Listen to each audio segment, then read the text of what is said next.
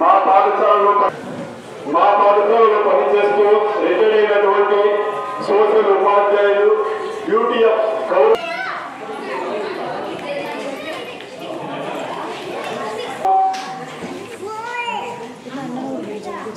సందర్భంగా ఇక్కడికి విచ్చేసినటువంటి ఉపాధ్యాయులకు రిటైర్ హెడ్ మాస్టర్లకి ప్రధానోపాధ్యాయులకి బంధుమిత్రులకు శ్రేయోభిలాషులకు అందరికీ పేరు పేరున మా ఆహ్వానం. ముఖ్యంగా సాగుగా 1 నెల 10 రోజులు రిటైర్మెంట్ టైం ఉంది. కానీ సరే అవకాశాన్ని మాకు ఇవ్వడం జరిగింది. మీ స్కూల్లో మీ మధ్య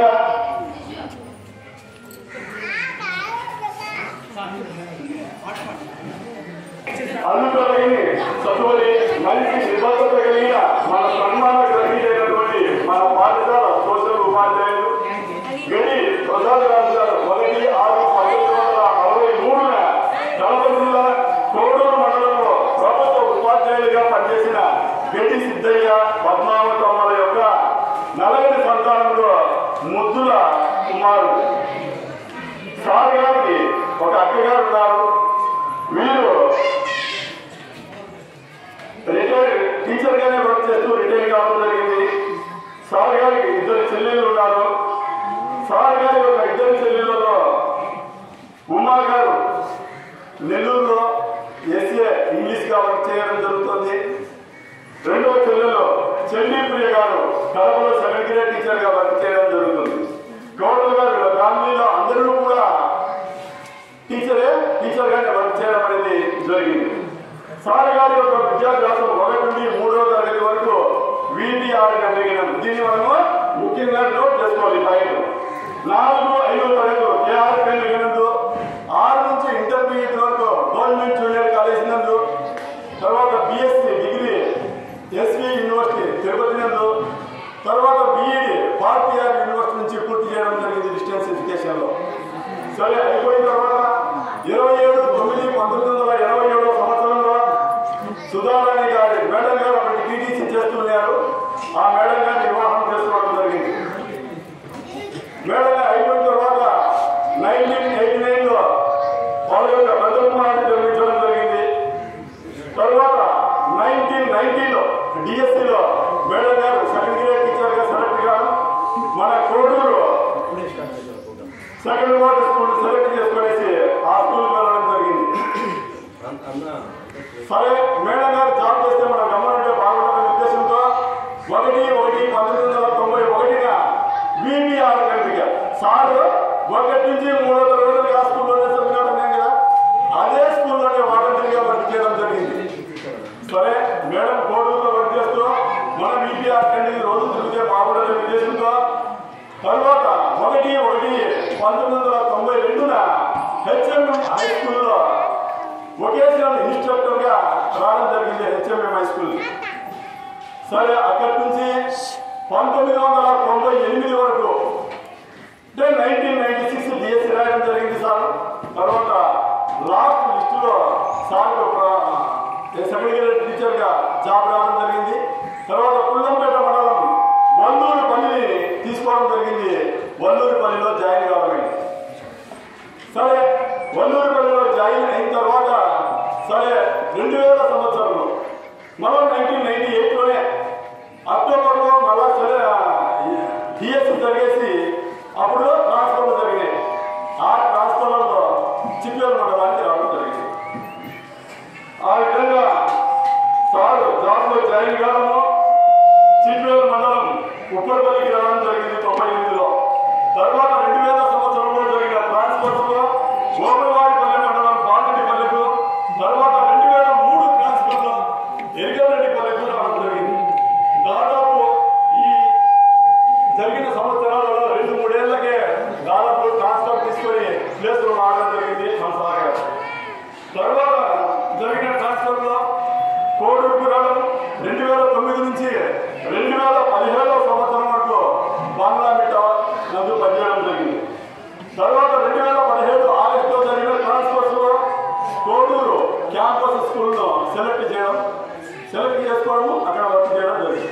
దాదాపు పుల్లపేట, ఓబులవారిపల్లి మండలము, చిట్వేరు మండలం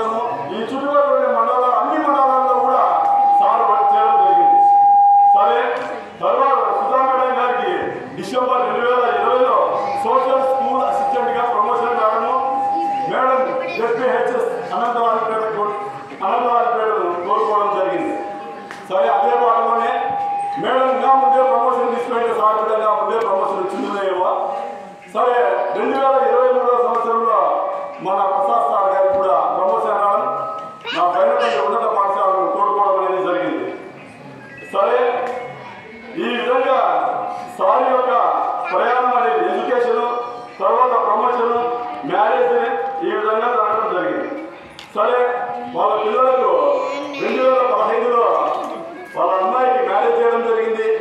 వాళ్ళ అల్లుడు ఇక్కడికి రావడం జరిగింది. యూనియన్ బ్యాంకులో బ్రాంచ్ మేనేజర్గా వర్క్ చేస్తున్నాడు. ఆ కుమారునికి 2018లో మ్యారేజ్ చేయడం జరిగింది. అతను బెంగళూరులో వర్క్ చేయడం జరుగుతుంది.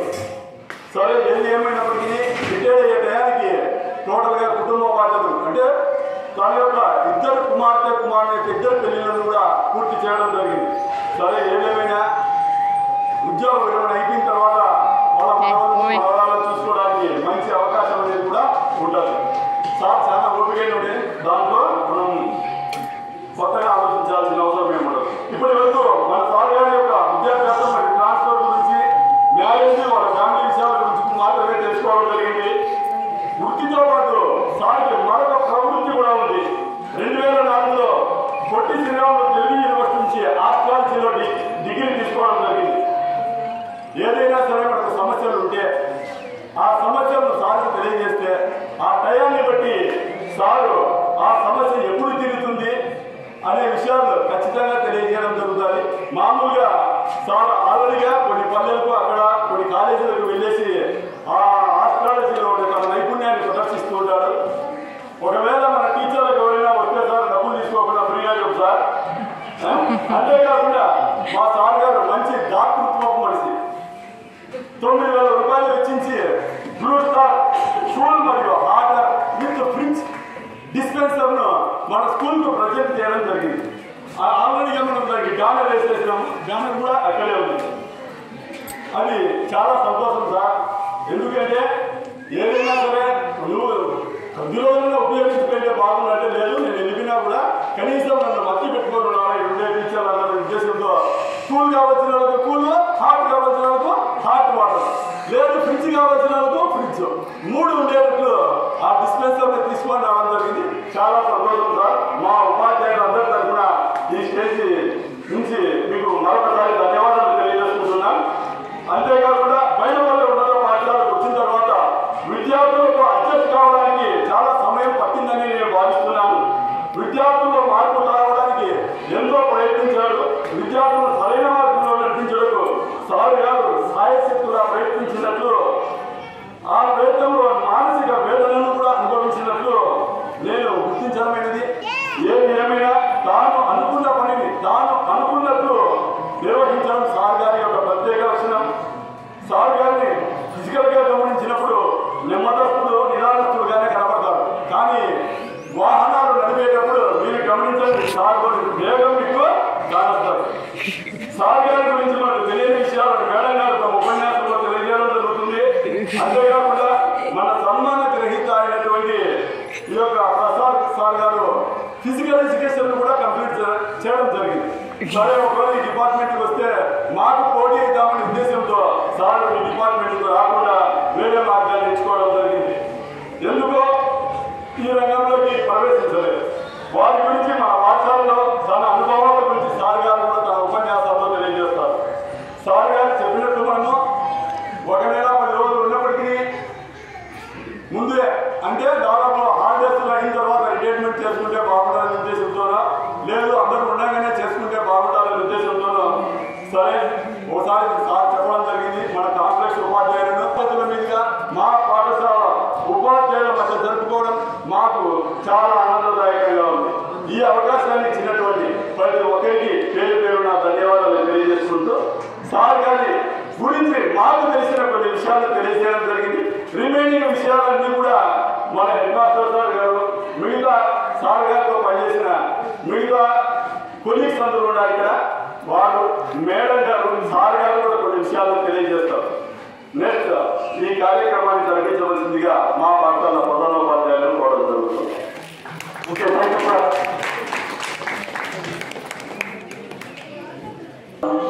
ఇలాంటి విషయాలన్నీ కూడా ఇప్పుడు ఈ గవర్నమెంట్ పాఠశాలలో గమనిస్తాము.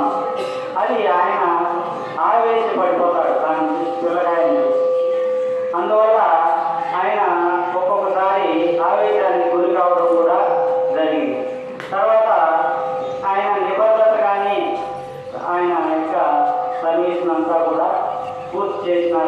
భావిస్తూ ఉన్నాను.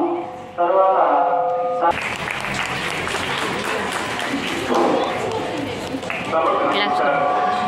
అధ్యక్షులు జరిగిన ప్రధాన ఉపాధ్యాయులు గారికి మరియు నా తోడు ఉపాధ్యాయులు మరియు ఇద్దరు ఉపాధ్యాయులు నా ప్రొఫెసర్లు పిల్లలు నా ఆశీస్సులు.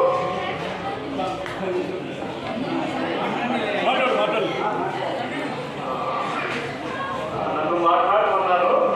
అయితే ఈ విషయాలు నేను చెప్పిన విషయాలు ఎవరికి ఎక్కకపోవచ్చు, బట్ చెప్పడం మాత్రం నా బాధ్యత. ఫస్ట్లోనే భక్తి భావం పెంచుకోవాలని చెప్పి 10th క్లాస్లో ఏ లెటర్ టు గాడ్ అనేది ఉంది. భక్తి భావం లేకుండా ఉంటే అది ఏ మతస్థుడైనా సరే, ఏ కులస్థుడైనా సరే, ఎవడైనా సరే వాడు ముందుకు పోయేదానికి అస్సలు ఉండదు. కాబట్టి ప్రతిదీ దాంట్లో రెయిన్ డ్రాప్స్ని గోల్డెన్ డ్రాప్స్గా మారుస్తూ ఉంటారు. ఎత్తుని పూర్తి స్థాయిలో గోల్డెన్ మైండ్ పనిచేస్తారంటారు. అట్లా భక్తి భావం ఉంటే కానీ మనకి పూర్తి స్థాయిలో ఎదుగుదలకి వీలుండదు. నెక్స్ట్ భక్తి భావం తీసుకొని రాలేకుండా అన్నారనుకోండి. నెక్స్ట్ లెసన్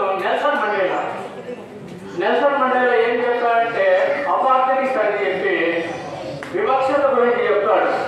ఆ వివక్షతని ఖచ్చితంగా ఎవడైనా సరే, కలెక్టర్ అయినా సరే, ఈవెన్ సీఎం అయినా సరే, భక్తి భావం లేకుండా ఉంటే వివక్షత గురి కావాల్సిందే. కాబట్టి ఆ 2 విషయాలు జాగ్రత్తగా పెట్టుకోండి. భక్తి భావంలో భగవద్గీతలో ఏం చెప్తుందంటే 12వ అధ్యాయము 12వ శ్లోకం యొక్క భావము ప్లస్ దాని యొక్క సారాంశం ఏం చెప్తుందంటే కర్మ కన్నా పని కన్నా భక్తి గొప్పది, భక్తి కన్నా జ్ఞానం గొప్పది, జ్ఞానం కన్నా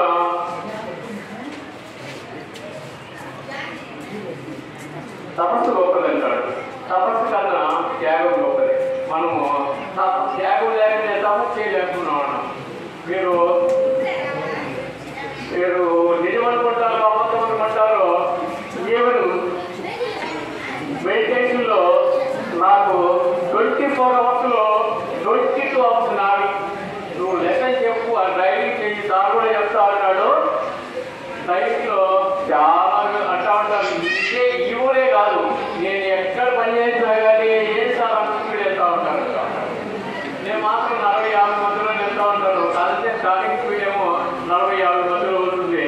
అందువల్ల అట్లుంటానేమో కానీ బట్ మెడిటేషన్ మాత్రం మనము ఎక్కడో హిమాలయాలకు కానీ ఎక్కడో అరణ్యాలకు కానీ వెళ్ళాల్సిన పని లేదు. మన ఇంట్లోనే మనమే చేసుకునేదానికి మార్గం ఉంది. ఆ 2 విషయాలు చెప్తాను. దాంట్లో సరే ఆ విషయాల్లో ఫస్ట్ నిలకడగా కూర్చునే విధానం నేర్చుకోవాలి. కదలకుండా నీటిగాని కదలకుండా సుఖాసనంలో కూర్చోగలిగితే అదే మెడిటేషన్లో ఫస్ట్ పెట్టండి. నెక్స్ట్ వచ్చి మనము కళ్ళు మనకు వాయువు ఎట్లాంటి అట్లా చేస్తాయి కాబట్టి కళ్ళ మీద ప్రయోగం చేయాలి. అది కళ్ళ మీద చేయటం అంటే శ్వాస తీసుకోవడంలో బాగా ఆక్సిజన్ అనేది నిద్రపోతాం. అందుకని 2 కనుబొమ్మల మధ్యలో చూసుకుంటూ ఉండాలి. సుఖాసనంలో ఉండాలి. నువ్వు చేతిలో కూర్చుంటావు, లేకపోతే సోఫాలో కూర్చుంటావు, లేకపోతే పద్మాసనం వేసుకుంటావు, వజ్రాసనం వేసుకుంటావు, నీ ఇష్టం.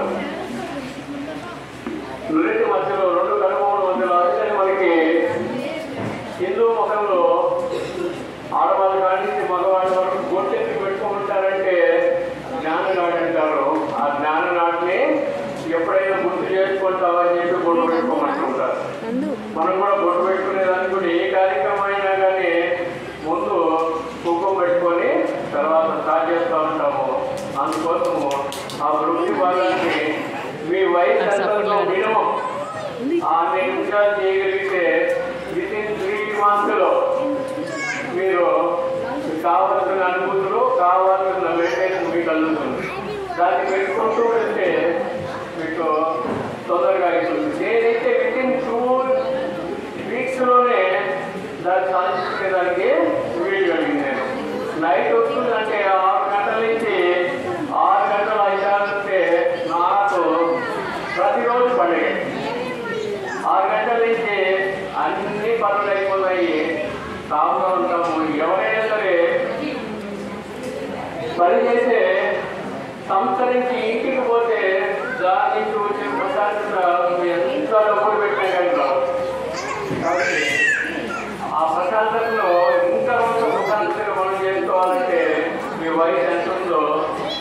అన్ని నిమిషాలన్నా మన తర్వాత భక్తి భావం ఆటోమేటిక్గా పెరుగుతారు. నేను భగవద్గీత అంటే అందరి మనసే ఇదేమే ఇదేం చెప్తుందిలే అని అనుకునేవాడిని. ఒకవేళ పట్టుబట్టి చదవడం కూడా చేసినాను. దాని గురించి నాకేమీ అర్థమయ్యేది లేదు, బోర్ కొట్టేది. తర్వాత మెయింటెనెన్స్ స్థాయిలో ఏం కావాల్సిన ఏ సమాచారం కావాల్సింది అంతా తీసుకోవచ్చు. ఇంకా పిల్లలు విషయం చూద్దాము. పిల్లలు కూడా మన భర్త కూడా బయాలజీ ప్రకారము పద్ధతితో గురి కాకుండా మనము పూర్తి స్థాయిలో ముందుకెళ్ళేదానికి ఖచ్చితంగా భక్తి భావం ఉంటే మొదలవుతుంది. భక్తి భావం కోల్పోతే మాత్రం ఎవరైనా కానీ మనము నడగబడిపోవాల్సిందే, సమాజంలో వివక్షతకు గురి కావాల్సిందే. ఈ అవకాశం ఇచ్చిన స్వతంత్ర ఉపాధ్యాయుల గారికి, మిగిలిన ఉపాధ్యాయులందరికీ ధన్యవాదాలు కోరుతున్నాను. Okay, thank you sir. ఆధ్యాత్మికంగా ఎక్కువగా అనే విషయాలు సార్ తెలియజేయడం జరిగింది. మీరు మనం లాస్ట్ మాట్లాడాలా, ఈ ప్రొఫెసర్లో ఎట్లున్నారు, ఈ స్కూల్లో ఎట్లున్నారు, మీరు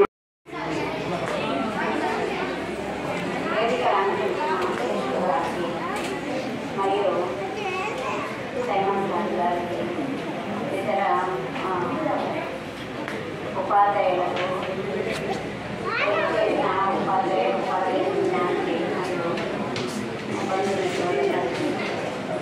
నా నమస్కారం. నన్ను మాట్లాడమన్నారు.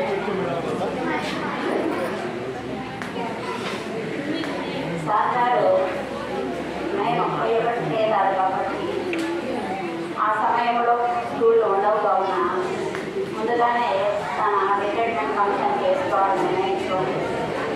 మా ఇంట్లో పిల్లలు కూడా అన్నారు, ఏదైనా ఫంక్షన్ హాల్లో చేసుకుంటున్నాను, వద్దు నాకు పాఠశాలలోనే చేసుకోవాలని నిర్ణయించుకోవడం జరిగింది. కాబట్టి ఇక్కడ ఈ సమావేశం నిర్ణయించడం జరిగింది. మరి ఈ అవకాశాన్ని ఇచ్చినందుకు ధన్యవాదాలు.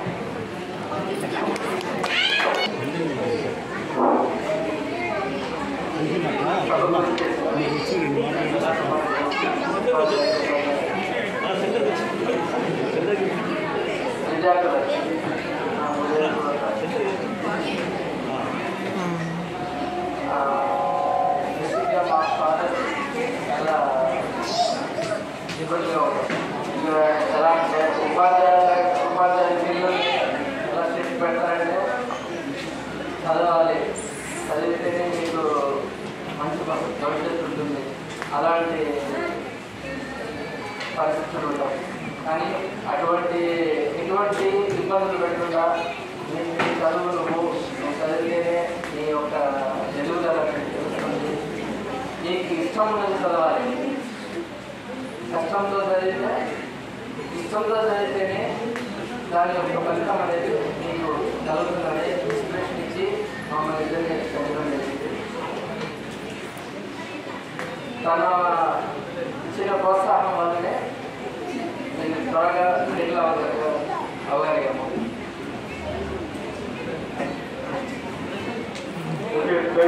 ఎంత కోర్స్ చేస్తారంటే అన్నింటినీ ఇట్లా పాజిటివ్గా చూస్తూ ఉంటారు. ప్రతిదీ అని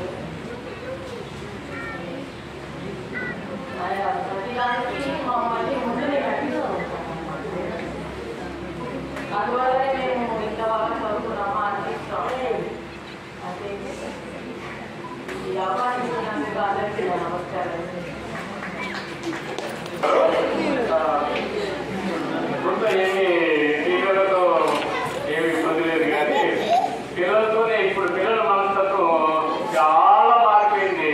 అది ఎందుకు రామాయణ కాలంలోనే విశ్వామిత్రుడు శ్రీరాముని లక్ష్మణుని తీసుకుపోయినాడు, యజ్ఞం చేస్తున్నాడు.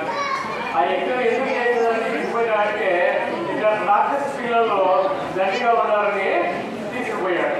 అందుకని కాబట్టి రాక్షస తత్వాన్ని ఖచ్చితంగా పిల్లలు మానుకోనంత వరకు మీ భవిష్యత్తు పక్కన చేతిలో ఉంటుంది. ఇంకొకటి, a king is not born, he is made. బాబు మళ్ళీ ఇంకొకసారి చెప్తాను, king is not రాజు అనేవాడు ఎవడు పుట్టడు. అతను తయారు చేసుకుని అతని అలవాట్ల వల్ల అతను పద్ధతుల వల్ల రాజు అవుతాడు. అంతేగాని అది కూడా నేర్చుకోవాలి పిల్లలకి. మళ్ళా ఇంకొకసారి గుర్తు చేస్తున్నాను, లేకపోతే మళ్ళా మీకు రివర్స్ అవుతుంది. ఏమవుతుందంటే labour is not born cheat ready. కాబట్టి చాలా జాగ్రత్తగా మన అలవాట్లు ప్రవర్తనను మార్చుకోగలిగితే బడి కంటే మించిన దేవాలయము ఎక్కడ లేదు. నీకు గుడి నేర్పించదు, చర్చి నేర్పించదు, మసీదు నేర్పించదు, ఓన్లీ బడి మాత్రం నేర్పిస్తుంది. అడల్సన్స్ ఏం జరుగుతుంది, 10 to 19 years ని నువ్వు ఏం చేయాల్సిన పర్లేదు, దమ్ము కాముగా కూర్చొని అలర్ట్గా కూర్చోవాలి. నిద్రపోతాను ఏదైనా వ్యాఖ్యం చేసుకుంటూ మాత్రం ఉంటే మాత్రం ఎక్కదు. అందుకని అలర్ట్గా ఉండాలంటే బ్రహ్మదేవుడు తరం కూడా కాదు. అందుకని రాయలు ఉంటారు, 4 పెట్టాడు, రీడింగ్, రైటింగ్, ఇవన్నీ పెట్టగలిగాడు. లేకపోతే ఆ పనులు లేకుండా ఉంటే నువ్వు స్థిరంగా కూర్చొని వినగలిగితే ఓన్లీ 9 years ఉంటే చాలు, ఏం కావాలనుకుంటే అది కావాలి.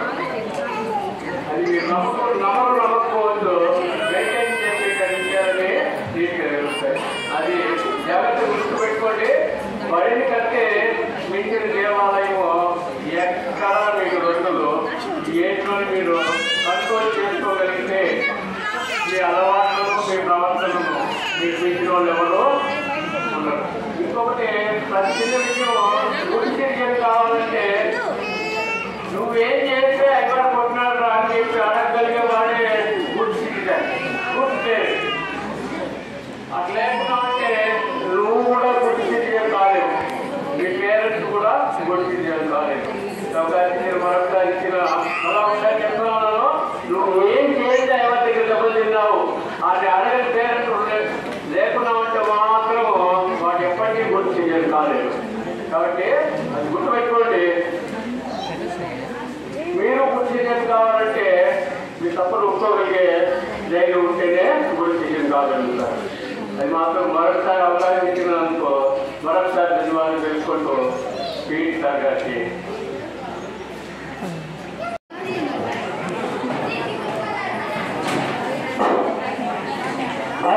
మంచి రోజు, వసంతైన రోజు, వసంతాలు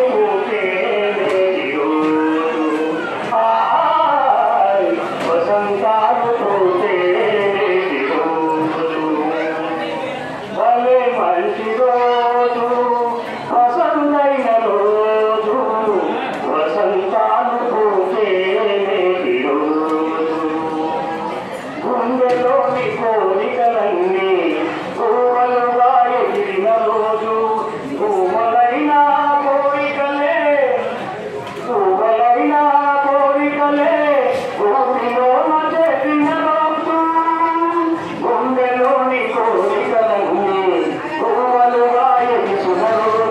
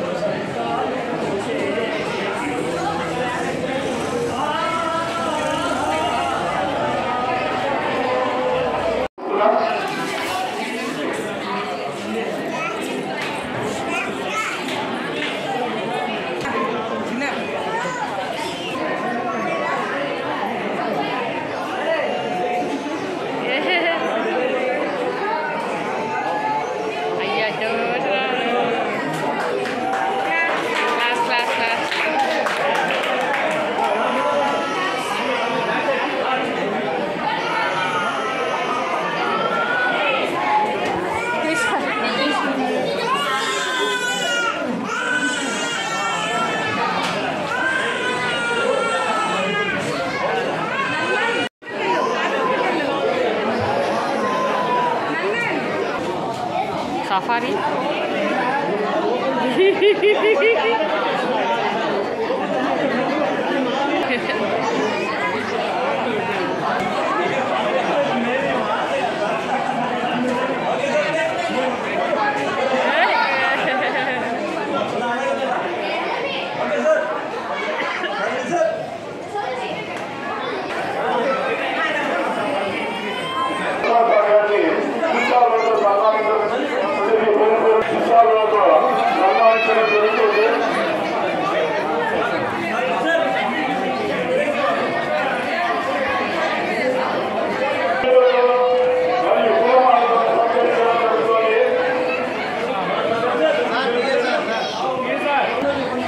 నందన్